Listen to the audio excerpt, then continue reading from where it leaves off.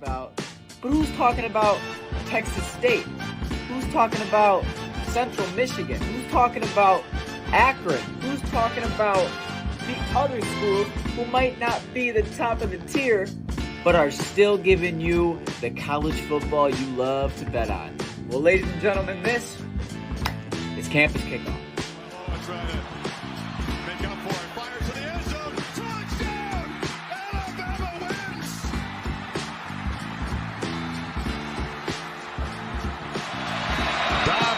It. They're bunched up in the end zone. It's tipped up. It's caught. It is caught. Jawan Jennings. And the ball is free. It's picked up by Michigan State. Jalen Watts Jackson, and he scores on the last play of the game.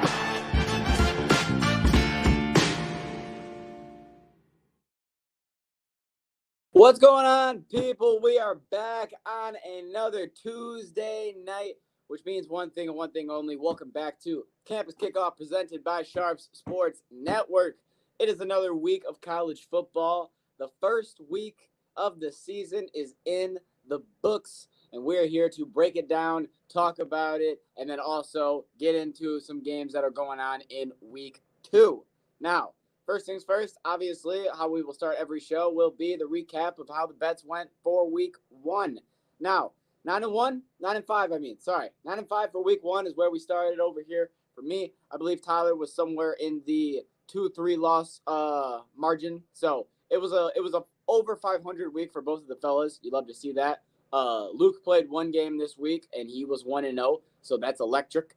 Shout out Boston College. We'll talk about it. Biggest play I would say that I'm definitely most proud of was not only the USC play because of the money line hitting, but because I got Jesse and Tyler to both take the under and everything hit. So love that. And then I would say the worst play of the week would be, I'm going to say Michigan State's minus 13.5 against FAU. That was the hardest one for me because I just felt like that entire game was bad on both sides of the ball. Anyways, let's get into it. Week number 1, there are some games that we need to talk about because there are some games that honestly were a lot better than people anticipated. No, I'm not talking about Arkansas and Auburn putting up 70 points because who wants to talk about that? We could talk about Thursday night where it all started with UNC and Minnesota. This was a game where you didn't really know where the points were going to lie, so the easiest play here was to take the under, and the under was hitting from the start of the game to the end of the game. UNC's quarterback had a absolutely gruesome injury, horrible injury for Max Johnson. Yes. Sorry, I had to double check before I said the wrong name. Where I thought he tore an ACL or an MCL or, maybe a ligament, but no, it was a broken leg. So not only will he be out for the rest of the game, as we saw, but he was out for the year. So what do? They bring in Connor Harrell. Connor Harrell says, basically, here's your job. You're going to give the ball to Amari Hampton.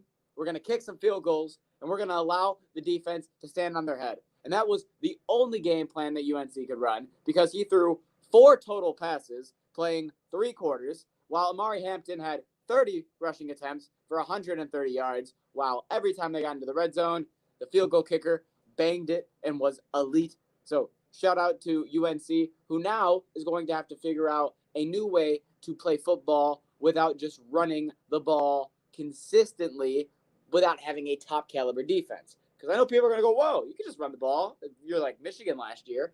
But UNC does not have the defense to back that, in my opinion. No other big noticeable games going on Thursday. Friday, I talked about it a little bit. Michigan State, FAU, just bad football offensively. I mean, you could say what you want about the defense. The over stood no chance. The cover stood a chance until Michigan State, decided that, well, we could throw the ball. But if people can't catch the ball, if people aren't running the right routes, if we don't have good receivers, it really doesn't mean a whole lot of shit who's throwing the football. So he did lie. The Michigan State quarterback said, take the over. And fun fact, it was the lowest scoring Michigan State opener in the last decade. So he is a liar, a filthy one as well. TCU Stanford broke my heart because first half of that game, I felt great about the Stanford money line, and I'm an idiot. I knew for a fact the easy play would be to take the 9.5 points, and I let that sit on the board, and I rode in with the money line. And once things started hitting the fan in the second half, and the money started shifting over, and TCU was buzzing, and they scored 24 of their points in the second half alone, Stanford couldn't recover. Did they or did they not hit a field goal at the end of the game to cover that 9.5 points? And a lot of bettors around the world were celebrating, but I had my face into a pillow because I realized my mistake that I made. They did. They 100% did. And that's on me. Those are mistakes that you make, and I will do my best to correct those so that we don't make those mistakes again. But Stanford and your dancing tree, you let me down. But a lot of other bettors can't say the same because you still covered that 9.5. I'll blame me. Let's get to Saturday. Saturday, for those of you who are like, the ranked versus ranked games, you didn't cover them.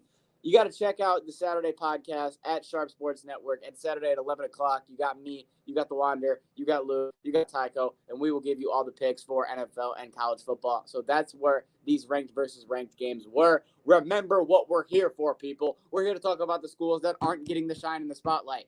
But that doesn't mean we're not going to recap the ones that do. So, Georgia, Clemson. Georgia won 34-3. Georgia beat the living shit out of them. Going into the first half, you were like, oh, Clemson's defense might have enough to stand on their head. They got absolutely zero transfers as if they're a fucking Army or a Navy school, but they still said, hey, we got some ballers that can ball.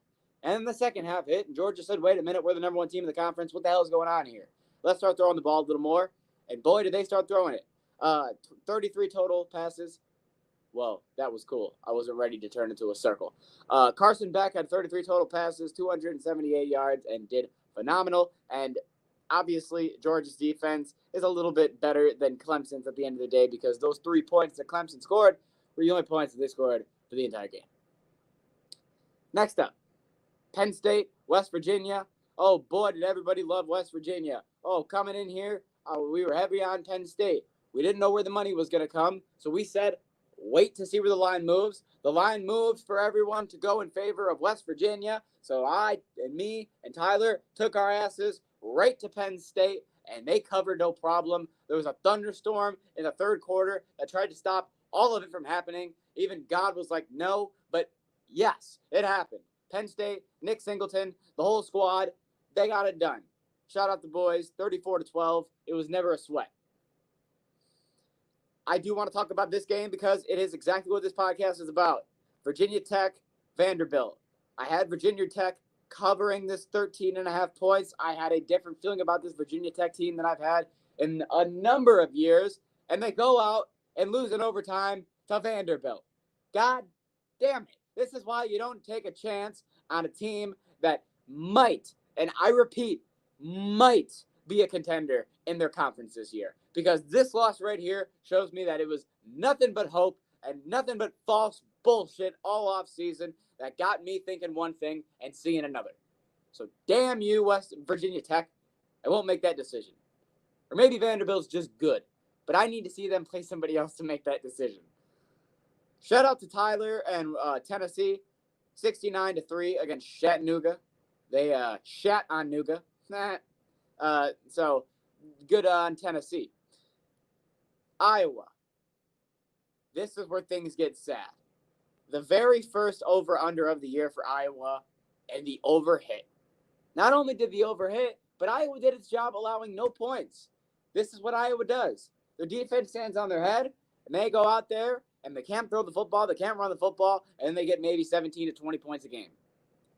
Well, all of a sudden, Cade McNamara wants to come back from his little injury and throw the ball 30-plus times, get 250 yards and 3 touchdowns. I wasn't ready for that. My apologies. But I guess when you're playing Illinois State's defense, maybe that's what happens.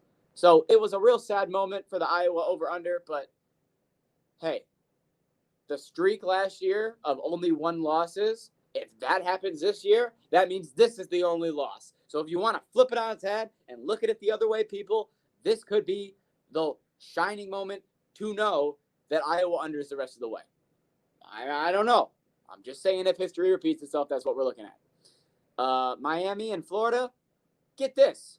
Tyler and Jesse jumped ship at the last minute and said, we're going to the swamp. We're going to Florida. We're going to back Graham Mertz. Okay. So I comfortably took my Cam Ward, and the Miami squad, who has jumped in the AP poll rankings from number 19 to number 13. Thank you very much. Some mistakes were made by the boys, as you can see on the bottom of the screen. But the one thing I can tell you right now is that the second half of this game proved that it was never a doubt for Miami, because not only was Cam Ward throwing dots this game, but it was to the point where Jesse told me after the game that he was mad at himself because he forgot how good Cam Ward was and that he transferred to Miami, even though I mentioned it to him. Anyways, moving on. I think there's only 2 games left to cover. Texas won 52-0. Shout out to them. Bama won 63-0. Shout out to them. There were a lot of people that had that cover. Michigan 30, Fresno State 10. Fresno State covered those 21 points. And now let's talk about it. Notre Dame, Texas A&M. Notre Dame, the number 7 team in the nation. High hopes going into a tough environment here with a real good squad. The one thing I will say that I was wrong with is I was expecting a real breakout performance here from Riley Leonard, and he wasn't able to get it going at all. At 18 for 30, 150 yards, wasn't able to get it clicking. The only thing that helped him is that Connor Wayman on the other side couldn't get it done either. 12 for 30 with 100 total passing yards, and Notre Dame's defense shut them down. 23-13 was the final score. Real quick. Oh, Notre Dame. I mean, I will say, if you look at their schedule, there is zero reason, if you can't see the bottom of the screen for audio listeners, this is Notre Dame is going to lock up a playoff spot after week 1. And I believe they did, because there is no reason that they should not make the playoffs with this schedule. Oregon beating Idaho by 10 points, but it being a 3-point game in the second half, with them being a lot of people's Big Ten champion / national championship, I think is very concerning. And that's something to just keep an eye on when we go into the game that we're going to talk about of who they're playing this week, because I have a strong feeling Tyler's going to have some thoughts there. Spoiler alert, it's Boise State. Moving on to the next game here, and that would be Sunday Night Football. We talked about it to start the pod. USC, LSU. This was, Boise State, Gene T, 6 touchdowns. We'll talk about that, Ashton Gene T. LSU and USC. USC, the most comfortable play, like I said last time, because, not comfortable, but most proud play, like I said, because the fact that their defense did what I was expecting them to do, and that was actually play defense for the first time in 2 years, and LSU's defense did exactly what I expected them to do, which was crumble. In the last possession of the game, not only crumbling due to yards, due to penalties, and a final collapse on not just a game-winning field goal, what looked like it was going to be, but it resulting in 7. So USC winning 27-20 over LSU, I think, is great, because USC now has 6 straight wins to start the season. LSU now has 5 straight losses to start the season. Sorry, not to start the season. In week 1 games, 5 straight years. My apologies. Last game that I want to recap was the game that happened last night, because boy, oh boy, does Florida State have some problems. We thought that it was bad in Dublin, but they had to come home to Florida to let everybody know that it's even worse than we thought it was. Shut it down, and shut it down now. It's all bad. DJU, get him an air fryer, get him a hat, get him a McRib, and get him a job at Mickey D's. Because my God, this man, I am waiting for him to just get off halfway through this year, put in his transfer for the fucking 10th different team, and end up back at Oregon State or something like that next year. Because this guy was a 5-star prospect who was slit in between Bryce Young and CJ Stroud at one point, and I gave him the benefit of the doubt when he was at Clemson. I even gave him the benefit of the doubt when he was at Oregon State. But I have now been put into a position where I cannot defend this man. He's booty cheeks. He's bad at throwing the pigskin to his receivers. Not 1, but 2 touchdown passes should have been easily thrown, but he made a horrible read. And the one touchdown that they did score was because their wide receiver had to truck and then break the ankles of two of their defenders. The reason I'm so upset, ladies and gentlemen, is Florida State was a very fun team for me to root for last year, from the start to the end, going undefeated, getting robbed, and they come back this year and just said, well, that was last season, and this is a new season, and boy, oh boy, is it a completely different story. Shout out to Castellanos, shout out to Boston College, you're 2-0, and Luke has you winning the ACC. Now let's get into week 2. Starting off with Friday night. This is a game that a lot of people might play for the fun of it, and a lot of people might play because they want to watch football and they want to bet on it. And that, spoiler alert, ladies and gentlemen, that's going to be me. SMU, BYU. SMU is 2-0.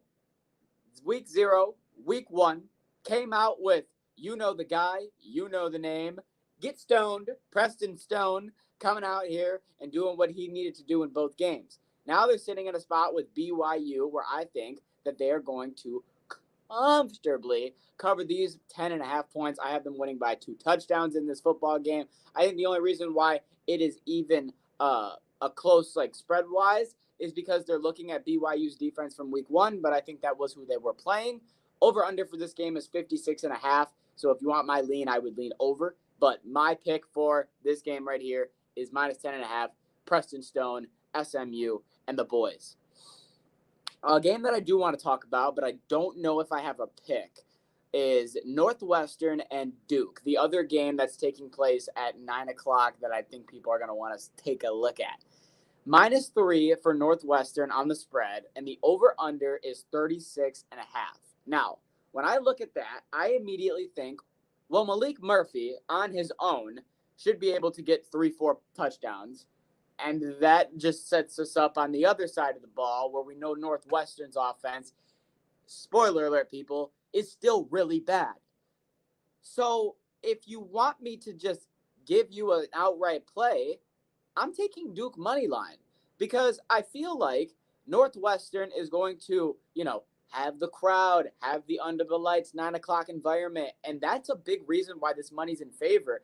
But if I look at Malik Murphy, I look at Jaquez Brown, I look at Jordan Moore, and the weapons that they have on Duke, I think they're a sneaky team in the ACC, and I'm going to take Duke money line. So I didn't think I had a play, but I've talked myself into one. So I'm going to take 2 games on Friday night, and I don't know how I feel about that. But that's now 2 reasons to watch 2 more games on a Friday night. So I guess I can't really ever be too fucking mad at that. You know what I'm saying? All right, let's see what else is cooking. Saturday, 12 o'clock. Let's get into this slate. Pittsburgh and Cincinnati, both sitting at 1-0 after their game, both dropping a fat amount of points on their opponent, and the spread is Cincinnati minus 2 against Pitt. Here's my thing, people, is I don't want to take too many games. But when I look at games with a 2 spread against, I think, 2 high-caliber offenses, you do the smart thing.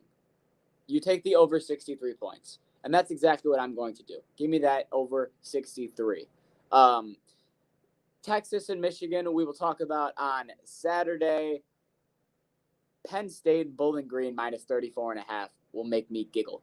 Ooh, I got to play. Oklahoma State and Ollie Gordon going up against Arkansas. Minus 7.5 points for the boys over at OSU. And, correct me if I'm wrong, Arkansas is sitting with a pretty major injury on the defensive side of the ball. So, with everything that I'm looking at here, I'm going to take Oklahoma State minus 7.5. I know Alan Bowman is probably not going to throw the ball a lot this game. It's going to be a lot of Ollie Gordon, which is not a problem if you are taking Oklahoma State in this game. So give me Oklahoma State. Give me that minus 7.5. And that game's on ABC, so that's a primetime game as well. You know what that means. Ollie's going to show up. Tyler, if you want to know where he's riding, he has Ollie for 2 touchdowns and the Oklahoma State spread. So he is following suit. So ride that. Basically, what I'm trying to say is all the lights are pointing on Oklahoma State at home on primetime to have a breakout game over Oklahoma State. And they're going to stomp their head in. Next game. Tulane and Kansas State. I'm debating if I want to play or if I want to save for Saturday and talk about it because I don't think this spread is going to stay. It's at -10 for Kansas State. But the thing about Tulane is supposed to have this new defense that's supposed to be, so impressive. But I'm going to not touch this for now. I'm going to leave this game for now, and we're going to see what happens. No, I'm not touching that. I'm not touching that. I am touching that. Number 11, Utah going to Baylor. Or Baylor is going to number 11, Utah. Sorry about that. My words are slurred. Let me refresh. Boop. Number 11, Utah is playing host to Baylor. It's a -14 point spread for the boys at Utah at 3:30 on Fox. Cam Rising and the boys covered something that I have never and will never tell anybody to do, which is cover a 40-plus point spread. They covered. Cam looked great for the first half, and then they took him out. He didn't even play the second half, and they still covered comfortably. So against this Baylor team, we're looking at a 14-point spread. And the only way I think I get fucked, it would be on a push if you look initially. But if I look at the way that, what's his name? DeQuan Finn, who a lot of people love because they think he's some great mobile threat quarterback. But spoiler alert, people, he can't throw the football very well. Threw a couple picks last week. Let me check my numbers. Threw two picks last week in his performance with less than 200 yards. I like Utah to cover this -14 again. They're back at home. They'll have another great environment. I think this is a stripe out game, so half red, half white in the crowd. I'm taking Utah -14 against Baylor on Fox at 3:30. Tyler, this is the only game that I want to know if you have a play for, so you can just let me know down below. At 3:30. I keep saying number 3:30. If you want to know why I keep fucking up, that's where I keep mentally fucking up. I keep saying number and then the time. Michigan State and Maryland. Now, the spread is -8.5 points for Maryland, but Michigan State has 62% of the money. And that is why I am taking +8.5 Michigan State. I'm not going to smoke up anybody's ass and say, well, this is going to be a bounce back week to get a bunch of points and this and that. And no, I don't know what we're going to do, but I know one thing. There is zero reason with the offense that is on the field. I know what I saw against FAU, but the offense that is on the field to not make this a close game with Maryland. And the only way I think it gets fucked is if it slips away in the fourth quarter due to, an interception or a bad bounce or something stupid that Michigan State does because they're not the smartest team at times. Look at the first play of the game in the last game. Look at that bounce that they got to start the game. So things like that worry me. So I'm not going to take the money line. I'm not going to be stupid. I'm going to learn from what I should have done with Stanford, and I'm going to take the +8.5 points for Michigan State and the Spartans. Now, Tyler, I would like to know if you are playing this football game. He is taking Maryland -8.5, and he is also riding with me on the Utah. I love that you're riding with me on the Utes, but I completely understand where you're coming from on Maryland, and you're probably thinking that that's UConn, but I was going to say you're probably thinking Michigan State is going to fuck it up in the second half and let things get away from them. I haven't said anything all pod. All I'll say right now is one team, week one, knows what they're doing completely. Correct. The other team, maybe still trying to figure things out. I agree, 100%. And with that being said, I'll take Maryland at 8.5, please. Thank you. We're flipping on the other side, and I like that because you know what that means? It means that somebody's going to get some money either way on this podcast. Boom. Next game that I want to touch on is a game that I feel like Tyler is going to want to play because last week he did not touch Central Michigan because we didn't think they had a quarterback. And they absolutely destroyed Central Connecticut. Now they're going into a game against FIU, a.k.a. Pitbull University. If you don't know, Pitbull bought FIU like a week ago. It's now Pitbull Field. He's got his face everywhere. I mean, it's the Pitbull program. And Central Michigan is favored minus 6.5 points. They have a quarterback. Last week, FIU proved they don't have a quarterback. And Central Michigan by a touchdown for Tyler's alma mater, which he was at for a year, is something that I feel comfortable doing. So fire the fuck up, Chips. I'm going to take Central Michigan minus 6.5. I have a strong feeling Tyler is going to join me on that. So minus 6.5 for a little bit of maction. That's what we do here on Campus Kickoff. We give you maction. Sorry. Next game that I want to talk about is 7 o'clock. Let's get to the 7 o'clock slate. Number 19, Kansas, is going to Illinois. I lie. Minus 5.5 points for Kansas with Jalen Daniels. No, not Jaden Daniels. Jalen Daniels at quarterback with Luke Altmaier at quarterback for Illinois. I do have a play here, ladies and gentlemen. 55 points. Under.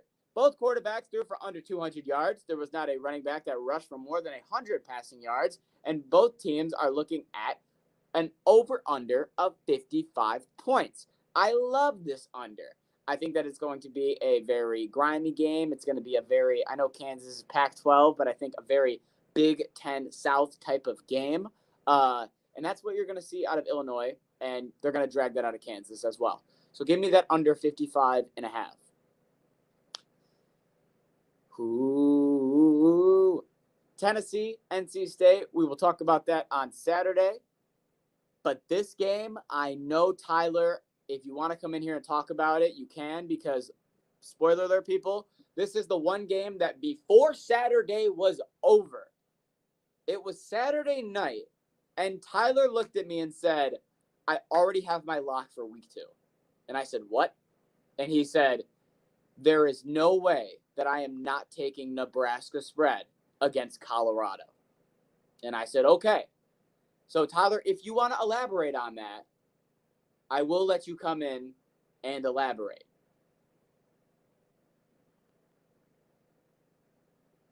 Look, Dylan, there's 2 good players on Colorado. It's Shadur Sanders and Travis Hunter. That's it.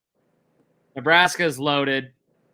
You saw what just happened when Colorado was at home against a not-so-good team.